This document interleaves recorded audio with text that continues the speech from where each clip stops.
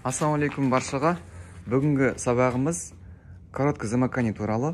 Соның ішінде повороттың короткий замыканиесін іздеу. Себебі повороттың короткий замыканиесін іздеу кішкене бөлікте болады. Біздің мысалда Гранд автокөлігі, осы көліктің повороттың замыкание бар екен, соны іздейтін боламыз. Бізде проблема жалпы көліктің иегесінің айту бойынша басында келе жатқан кезде бірінші аварийка жасамай қалды деді. Аварийка жасамай қалды. Содан кейін поворотпен жүре берді. Содан кейін поворотты жасамай қалды.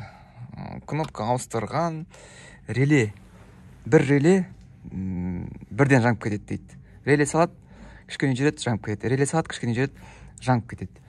Соның ішінде байқағаным, көліктің повороты солға, дұрыс, солға бұраған кезде, басқан кезде поворотым істеп тұрады.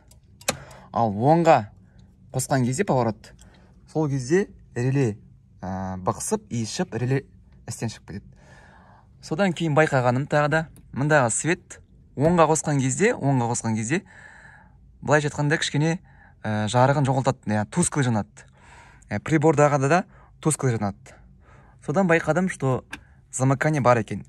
Енді қалай іздейміз? Бізде анықтап алдық. Поворот оңға жаққан кезде релеміз жанып кетеді бірден. Бұл жерде бізде бір ерекшелігі, поворотниктің предохранителі жанбай тұр, керісінше поворотниктің релесі жанып кетіп тұр. Ол да қызық нәрсе, сондықтан іздеуде сондай қызық болады. Енді қараймыз. Реле ішіне контакт жанып кетеді, ал предохранитель сау тұрады. Қалай іздейміз? Ең бастысы мен повороттың релесі 3 контактылы. 3 контакт, осындай 3 контакты бар. Егер мына жерде қарайтын болсақ, бізде мына жерде сандар бар. Қазір көріне ме, көрінбей ме? 69 деп тұр ма? 49. 31. Мінекей. 31. Мынау 49А. Мынау бізде 49. 31, 49А, мынау 49. Түсінікті. Енді қарайық, қайсысы неге жауап береді? Бізде 31 деген жалпы схема бойынша бізде постоянно тұрақты минус. 31 тұрақты минус.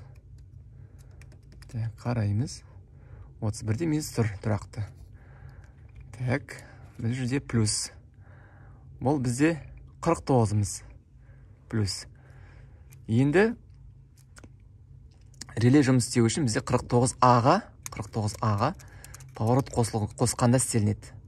Поворот қосқанда оң жақ немесе сол жақтың повороттың тоқтары осында келіп реле жұмыс істейді. 49А-ға келіп істейді. Яғни қарайық қазір. Мен гитараны қосамын. Төменге қарай қостым. Мінекей, мына жерде келді.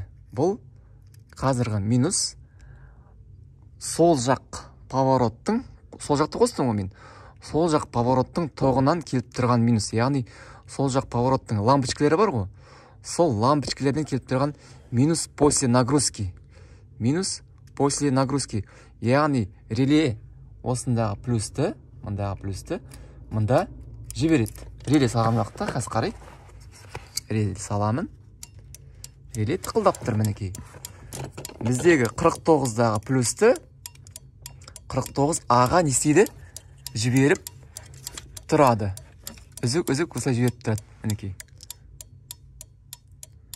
Түсінікті. Енді қарайық. Бұл қазір мен мына 49А-ға, кешіресіздер, 49А-ға поворот, қай жақ поворотты қостым? Сол жақ поворотты қостым. Енді қарайық. Поворотты өшірем. Енді оң жақ поворотты қосам. Маған керек оң жақ. Оң жақ поворотты қосып алдым. Керек электрический цепті қосып алдым. Енді осыға мен не жалғаймын? Осындай контролька жалғаймын. Контролька. Яғни қарапайым лампочка. Енді қарайық біз. Бір жағын 49А-ға біздің поворотқа жалғаймыз. Соның ішінде оң жақ поворот. Оң жақ поворот. Бір жағын 49-ға жалғадым, плюске жалғадым. Мына жақ плюс, мына жақта сол оң жақ повороттың тоғы. Оң жақ повороттың тоғы. Енді бізде лампочкамыз қазір жанып тұр. Не үшін жанып тұр? Себебі қазір бізде повороттың лампочкалар орындарында тұр. Яғни минус после нагрузки арқылы жанып тұр. Яғни повороттың лампочкалары бар ғой, соның бір контактісі минуста тұр, ал екінші контактісі плюс келетін контактісі. Ол мынау, мына жақтан шығады, осы жақтан.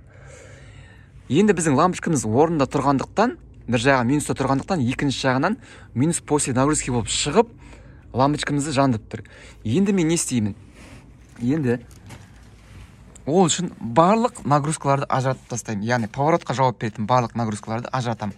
Ол бізде алдыңғы поворотник, повторитель бар, артыңғы поворотник бар. Дұрыс қой, содан кейін прибор бар. Сол үшін барлық нагрузкаларды не істеймін? Ажыратып тастаймын. Приборды шешіп тастадым. Яғни барлық нагрузкаларды ажыратамын. Яғни неге мен барлық нагрузкаларды шешіп тастадым? Енді схема бойынша шамамен қарапайым тілде түсіндіріп өтейін. Бізде мынау сол жақ повороттың лампочкалары. Мынау бізде оң жақ повороттың лампочкалары. Сол жақ повороттың лампочкаларында алдында бір повороттың лампочкасы, повторитель кішкентай жанындағы, приборда бар, артта бар. Және мына жерде дәл солай. Енді лампочкалардың әр қайсысы бір шеті неде тұрады? Минуста тұрады. Мынада да минус тұрады. Ал екіншісі бізде басқару. Яғни оған не келеді? Плюс келеді.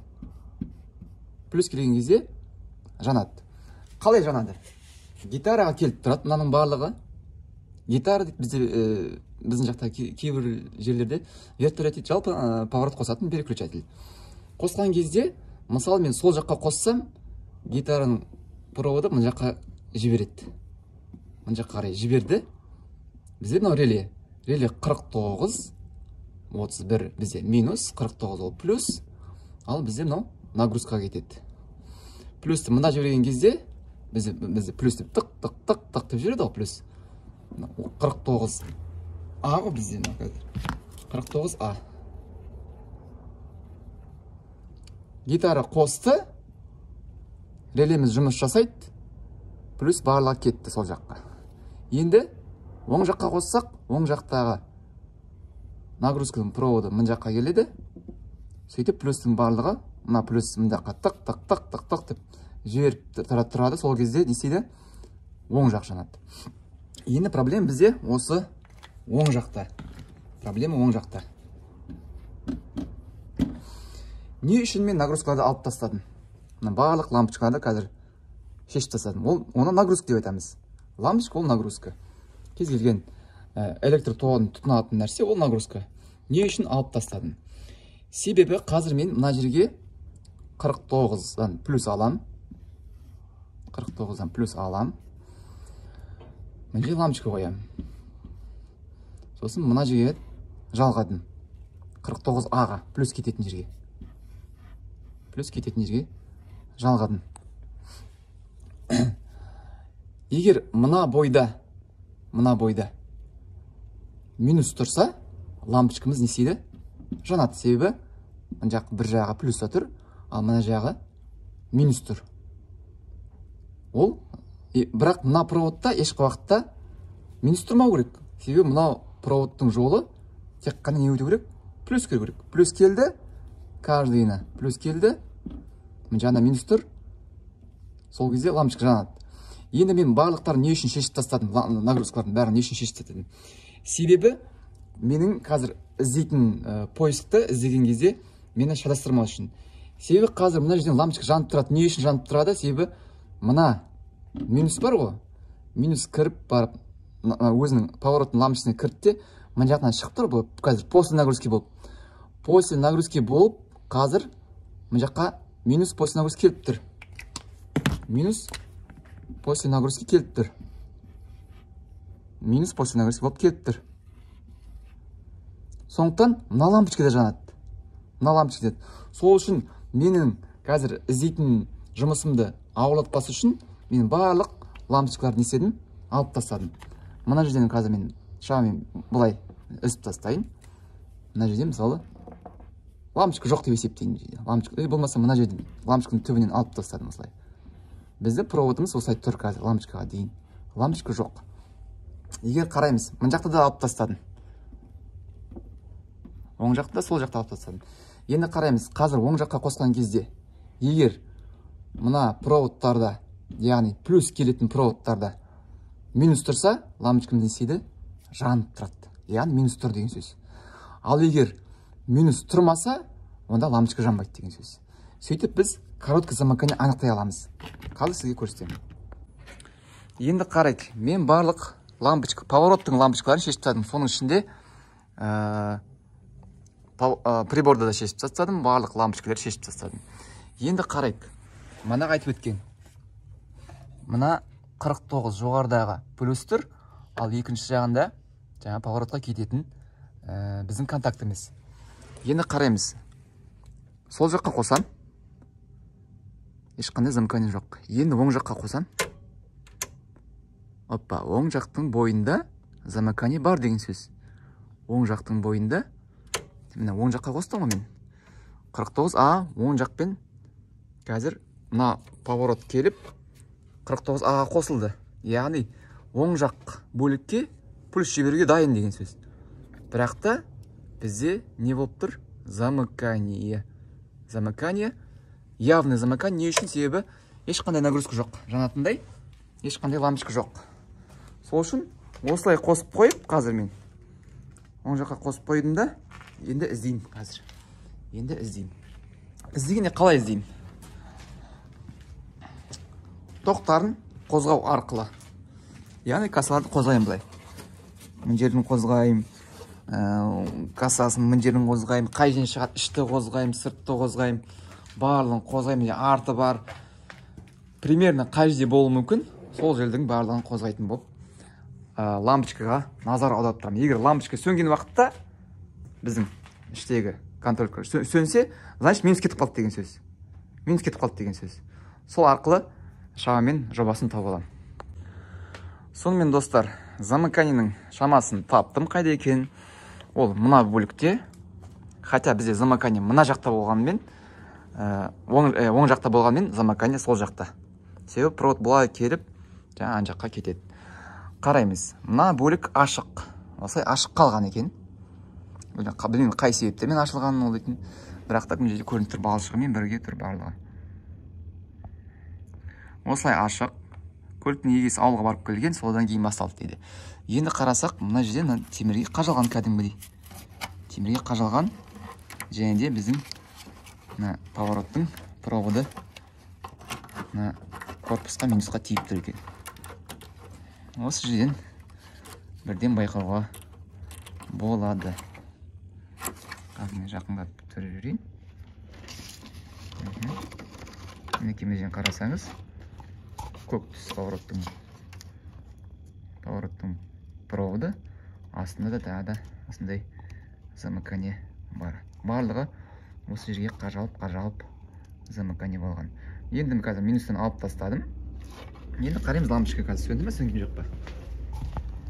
Тағы да замыкание бар ма, жоқ па? Лампочка мінекей сөнген екен.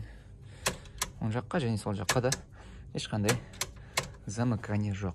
Мінекей осындай іздеу жолы арқылы повороттың несін тауып аламыз, замыканиесін тауып аламыз. Ол үшін бізге керегі тек осындай контролька. Біреуін 49-ға, яғни болмаса плюске беру керек бірден. Аккумулятор плюсіне беріп, біреуін, екіншісін жаңа 49Аға беру керек осылай. Плюс қасында болғасын, 49 қасында ғой. Осылай жалғай салдым. Сөйтіп мен плюстің бойында замыкание бар ма, жоқ па, соны тауып алған болатын. Енді результатты қараймыз. Оңға бар, солға да бар. Ешқандай замыкание жоқ. Мінекей достар осылай.